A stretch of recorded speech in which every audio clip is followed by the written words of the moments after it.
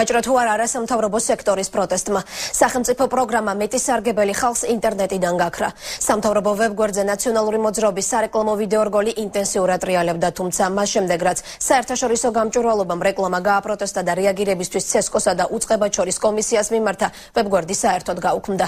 მართლ პარტიაში მიზეზს არ აკონკრეტებენ და ამბობენ, რომ საიტზე ინფორმაცია საერთოდ არ აქვთ.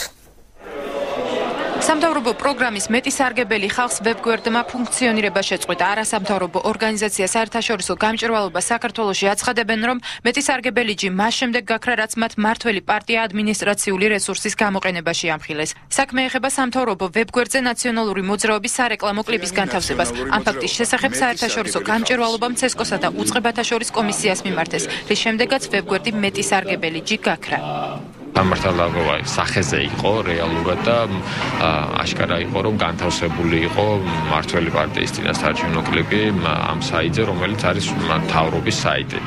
იყო უბრალოდ მთავრობის ვებგვერდი და ფიქრობთ, რომ სამართალდაბობა რადგან შედგა ამაზე რეაგირება ცესკომ და მოახდინეს და ადმინისტრაციული რესურსების გამოყენება საარჩევნო მიზნებისთვის უნდა დაკვალიფიცირდეს ეს შემთხვევა. ნატროშვილის თქმით, ცენტრალურ საარჩევნო კომისიას ხელმეორედაც მიმართეს და დამატებითი მასალები გაუგზავნეს. თუმცა ცესკოში აცხადებენ, რომ ამ ფაქტზე ინფორმაცია არ აქვთ. იგივე კომენტარი აქვთ ერთიან ნაციონალურ მოძრაობაშიც.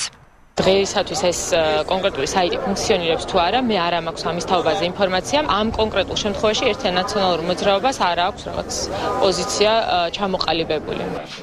საერთაშორისო გამჭვირვალობა საქართველოს მიერ გამოქვეყნებულ განცხადებაში აღნიშნულია, რომ ამგვარი ქმედება საარჩევნო კოდექსის 42 მუხლის პირველი ნაწილის მიხედვით ადმინისტრაციული რესურსის უკანონო გამოყენებად მიიჩნევა და დაჯარიმებას ექვემდებარება.